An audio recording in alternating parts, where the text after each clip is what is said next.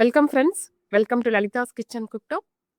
Evening டைம்ல tea, காஃபியோட சாப்பிடுற மாரி இன்ஸ்டன்ட் வடா செய்யலாமா? அதுக்கு நான் 3 கப்பு பொரி எடுத்திருக்கேன்.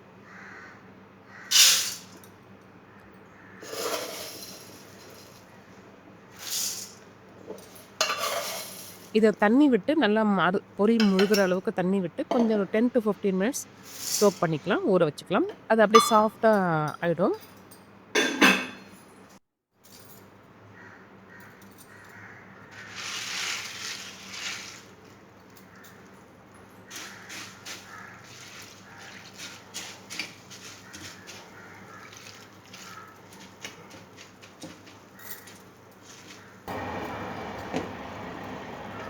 இப்போ அடுத்து வந்து இது அப்படியே ஊறட்டும் அது. அடுத்து ஒரு மிக்ஸர் ஜார்ல 1 கப் அளவுக்கு ரவை. இது வந்து ரோஸ்டட் ரவ தான் எடுத்திருக்கேன். எந்த ரவை வேணாலும் எடுத்துக்கலாம். நான் ரோஸ்டட் ரவா இருந்ததுனால அத எடுத்துக்கிட்டேன். 1 கப் அது சேர்த்துக்கலாம்.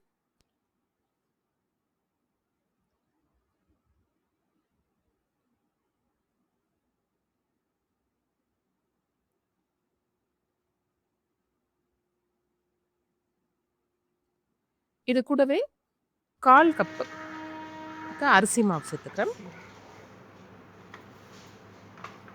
கொஞ்சம் அந்த கிறிஸ்பியா இருக்கும் வடை. அதுக்காக நான் அரிசி மாவு சேர்த்துருக்கேன். அரிசி மாவு சேர்க்காமயும் நீங்க செஞ்சுக்கலாம். 1/4 கப்புக்கும் கொஞ்சம் கம்மியா இருக்கும். இப்போ இத வந்து கொஞ்சமா பவுடர் பண்ணிக்கலாம்.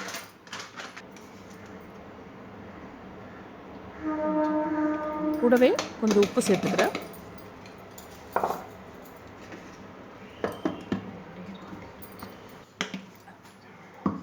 ரவா வந்து ஓரளவுக்கு பவுடரா இருக்கு. நான் இன்னும் வந்து பொரியும் சேர்த்து அரைக்கணும். அதனால ஓரளவுக்கு பவுடர் பண்ணி எடுத்துட்டு வந்திருக்கேன். அடுத்து பொரி நல்லா ஊறியிருக்கு. இத நல்லா தண்ணியிலேருந்து பிழிஞ்சிட்டு போடணும். ஏன்னா, அந்த மாவு வந்து அரைக்கிறது வந்து நல்லா ரொம்ப தண்ணி ஆயிடக்கூடாது. வடை போடுறதுக்கு சரியா வராது. அதனால பொரிய வந்து நல்லா பிழிஞ்சிட்டு போடலாம்.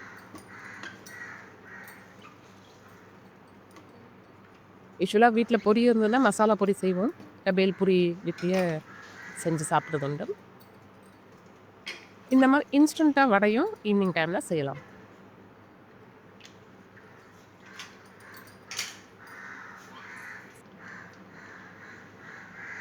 இது கூட கெட்டியான தயிரும் சேர்த்துக்கிறேன். 1/2 கப்பு.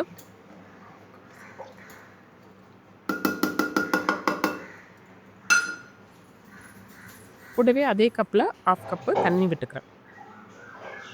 அது மிக்ஸர்ல அரைக்கணும் இல்லையா? அதுக்கு 1/2 கப்பு. ரொம்ப ஜாஸ்தி விட்டுறக்கூடாது.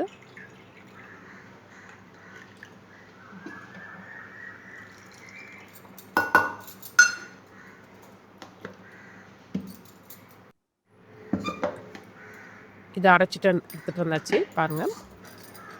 அத வடை மாவு பதத்துக்கு இருக்கும். இப்போ இத வந்து ஒரு பவுல்ல சேர்த்துக்கிறேன்.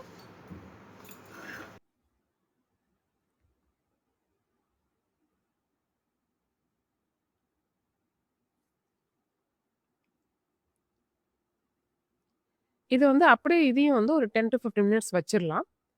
கொஞ்சம் அந்த ரவ வந்து தண்ணிய வந்து அப்சர்வ் பண்ணும். இன்னும் கொஞ்சம் மாவு வந்து கெட்டியா இருக்கும். கொஞ்சம் தளர்வா இருக்கிறது.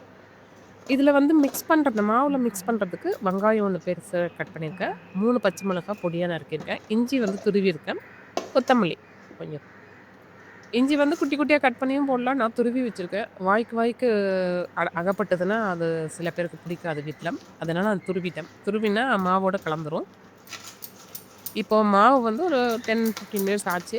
நான் கையிலேயே கொஞ்சம் நல்லா கலந்து விட்டுக்கிறேன். இன்னும் இந்த ஃப்ளஃபினஸ் இருக்கும். நல்லா சாஃப்ட் ஆகும்.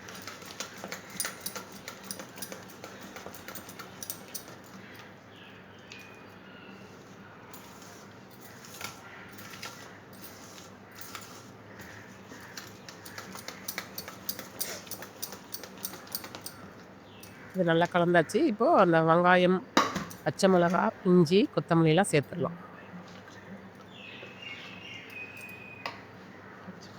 உப்பு வந்து முதல்லயே போட்டுருக்கேன். உங்களுக்கு கொஞ்சம் பத்தலன்னு தெரிஞ்சதுன்னா கொஞ்சம் போட்டுக்கலாம்.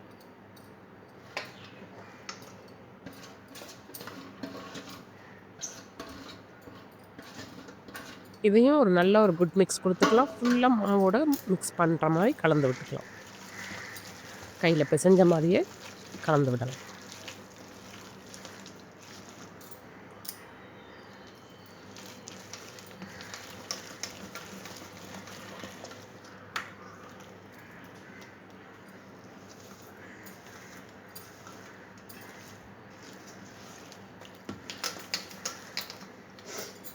இதில நான் கொஞ்சமா எண்ணெய் விட்டுக்கிறேன்.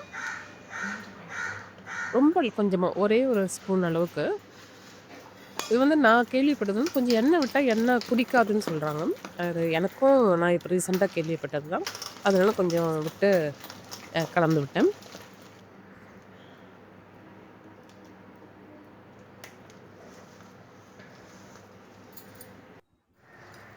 இப்ப எண்ணெய் காய்ஞ்சிட்டுருக்கு. இதில ஒண்ணு ஒண்ணா போட்டு சுட்டு எடுத்துற வேண்டியது தான்.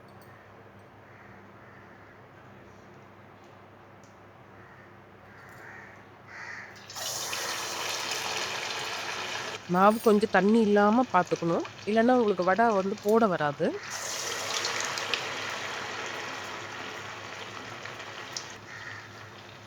எண்ணெய் நல்லா காய்ஞ்சிருக்கும்போது போட்டா நல்லா வரும். அதுக்கப்புறம் போட்டதுக்கப்புறம் லைட்டா நீங்க கொஞ்சம் கம்மி பண்ணிக்கலாம். ஏன்னா சம்டைம்ஸ் மேல வந்து வெந்துரும். உள்ள வந்து ஒரு மாரி இருக்கும். வேகாத மாதிரி இருக்கும்.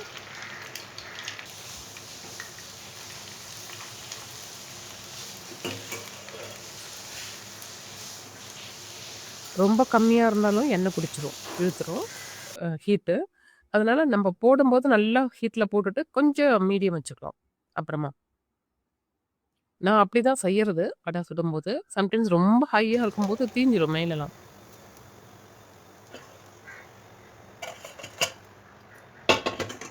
வடை ரெடி ஆயிடுத்து.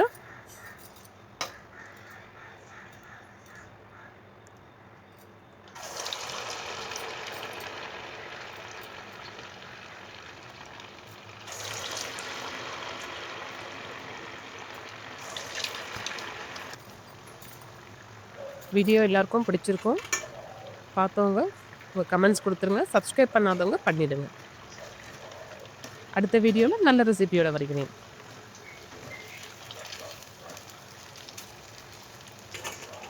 Thank you for watching. Take care. Have a good time.